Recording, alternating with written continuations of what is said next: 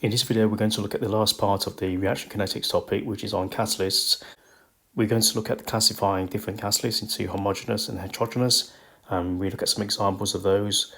We're going to briefly mention the effects of catalysts on activation energy. We're just going to mention that again in passing because we've done that before. And then finally, we're going to look at sustainability and the economic benefits of using catalysts in the chemical industry.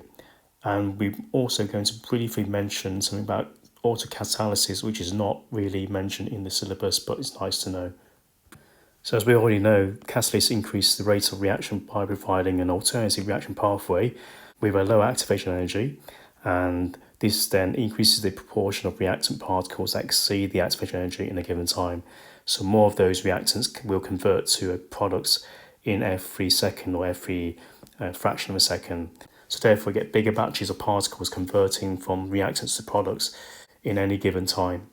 We already said before that some of the particles which do not exceed the activation energy will continue to collide with other particles and maybe gain energy and may eventually exceed the activation energy to react. So eventually we may get all the reactants reacting.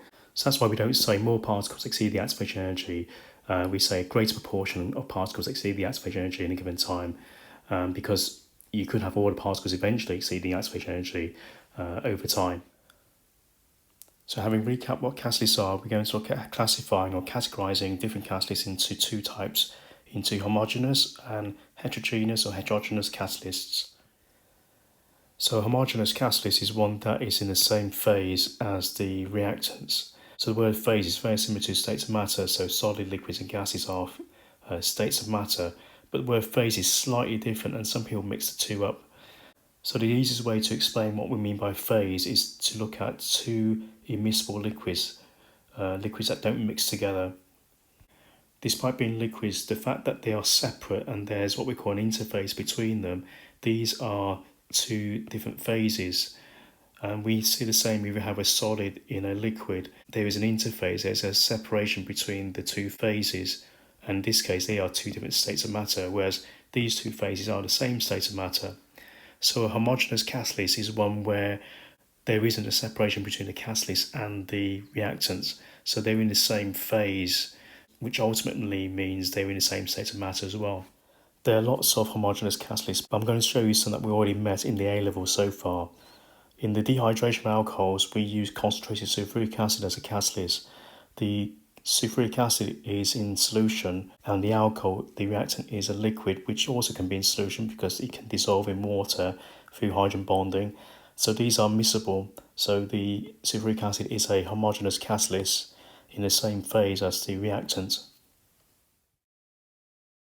The depletion of ozone by CFCs also involves a homogeneous catalyst. In this case, it will be the CFCs or the radicals the CFC forms.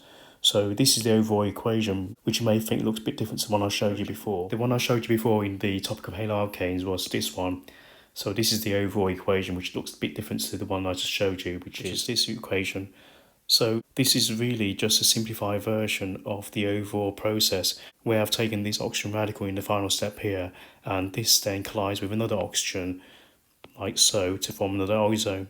Combining the original overall step with this step here, and joining them together, where the oxygen diradical will collide with another oxygen, we get another ozone. We get the oxygen diradicals cancelling out, and then on this side we have 3 oxygens, and on this side we've got 2 ozones. So this is really the overall equilibrium that occurs between the ozone and the oxygen in the atmosphere, and we have this steady state reaction without any pollution of CFCs and so on. So the gaseous chlorine radicals from CFCs, which are also gaseous, are homogeneous catalysts for the breakdown of ozone, which is gaseous. So these radicals disrupt the steady state reaction between these two gases in the upper atmosphere and therefore catalyse the breakdown of the ozone layer. The acid catalyzed reaction of acidification is also another example of homogeneous catalysts, and this involves two compounds that we already know about, which are alcohols and carboxylic acids, to make esters. And esters are sweet-smelling compounds which are used in flavourings and scents for perfumes. Finally, another reaction we'll see in a second here is the titration between peroxide disulfate ions and iodide ions, and this is catalysed by an aqueous solution of iron 2 ions, which is homogeneous to the reactants. Now this reaction is very slow at the beginning, you probably see why from these properties of the ions, and this is sped up by using iron-2 ions. The iron-2 ions catalyze the reaction by providing an alternative reaction pathway, so rather than these two combining together to give you the products directly, which would be a very slow reaction because these will repel each other, where the alternative mechanism or reaction pathway is a two-step mechanism where the peroxide disulfate will be reduced by the iron-2 ions, and the iron-2 ions become oxidized to iron-3, so this is a redox reaction here. And then the iron-3 ions are then reduced again by the iodide ions, so the electrons are transferred from the iodide to the peroxide disulfate indirectly in two different steps. In the second step, the iron-2 ions are regenerated, so that's why it's a catalyst. And this would be a fast reaction because it involves oppositely charged ions as species that will react together rather than having two negatively charged ions colliding together, which require high activation energy for that to be successful. Heterogeneous catalysts or heterogeneous catalysts are catalysts which are in different phase to the reactants. So we have some examples we already met before. We have hydrogenation alkenes using nickel or platinum catalysts, which are solids, and alkenes in this case are gases, and hydrogen is a gas. So these are different phases. So therefore nickel is a heterogeneous catalyst to the reactants. Another reaction that involves the use of gases in the presence of a solid catalyst is the Haber process. Both of these reactions involve the adsorption of the reactants onto the surface of the solid catalyst and thereby weakening the bonds within the reactants and lowering the activation energy. Also, by adsorbing to the surface of the catalyst, effectively increases concentration of the reactants onto a surface, and that also speeds up the reaction. And finally, as another example of a heterogeneous catalyst, the catalytic converter in your car is a solid platinum or rhodium catalyst that catalyzes gaseous exhaust fumes to produce less harmful gases. The platinum and rhodium are coated on a ceramic honeycomb to reduce the cost of the use of the rare metals and also to increase the surface area for the adsorption sites of the gases. So the effectiveness of a solid catalyst increases with a larger surface area. So in the Haber process for GCSE, you may have been told that the iron is a form of a gauze to increase the surface area for the adsorption of the nitrogen and the hydrogen.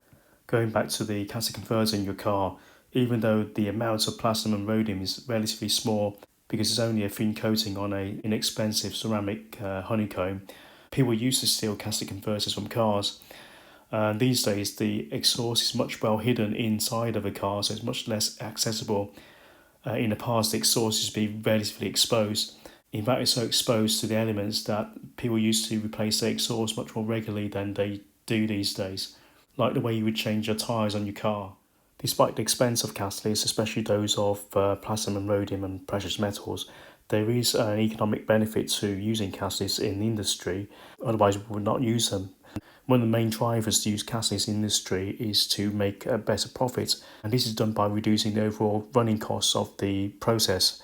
So the majority of industrial chemical processes involve the use of catalysts. Probably 9 out of 10 of the reactions in industry involve some sort of catalyst, or they would develop a catalyst to make the process more economically viable.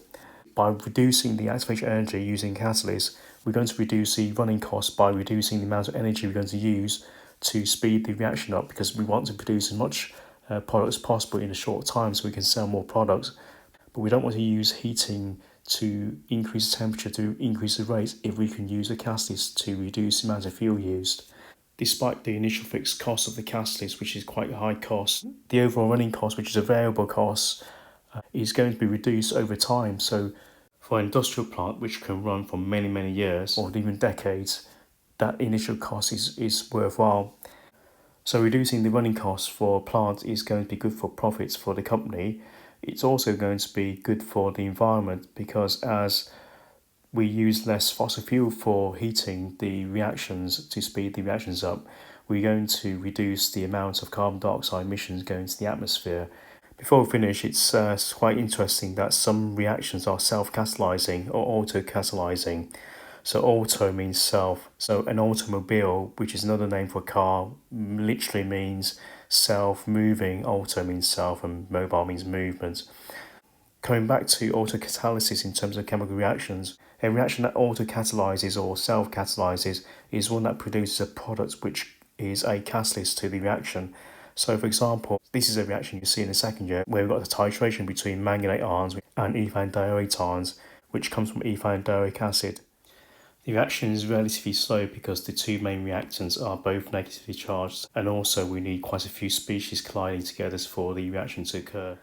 This reaction is self-catalyzing because one of the products, which is manganese 2 plus ions, will provide an alternative reaction pathway in 2 steps rather than this one single step.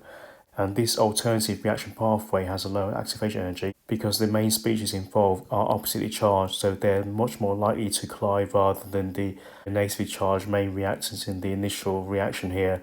Also, in this step here, we've got fewer particles colliding, which is much more likely than the initial reaction. After the first step, we have manganese 3 plus ions, which will then react with the ethane diorate ions to produce one of our products and regenerate the manganese 2 plus ions.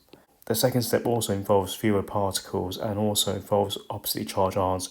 Therefore, this second step will have a lower activation energy than this initial reaction here. So overall, these two steps creates an alternative reaction pathway with low activation energy. So therefore, will lead to a faster reaction. Autocatalyzed reactions will show different concentration time graphs compared to most reactions.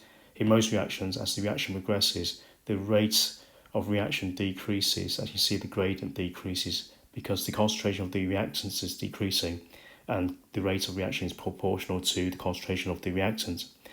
For an autocatalyzed reaction, before the catalyst is generated, the reaction is relatively slow. So in the case of the manganate and the ethane diorate ions, which are oppositely charged, they're unlikely to collide together to react, so the reaction is quite slow. Once the catalyst is generated, the reaction will speed up, so the gradient becomes more steep. And then after a while, when the reactants are used up, the reaction will slow down again, so the gradient becomes shallower again. Eventually, the reaction will stop and the gradient will be zero. So we covered what homogeneous and heterogeneous catalysts are and gave examples of each one of those. And we've already explained how catalyst works by lowering the activation energy of a reaction. And we looked at why using catalysts improves sustainability in terms of the environment and how catalysts reduce the running costs of industrial processes. We covered autocatalysis as well, which is not specifically stated in the syllabus, but there is a question on that on your question pack.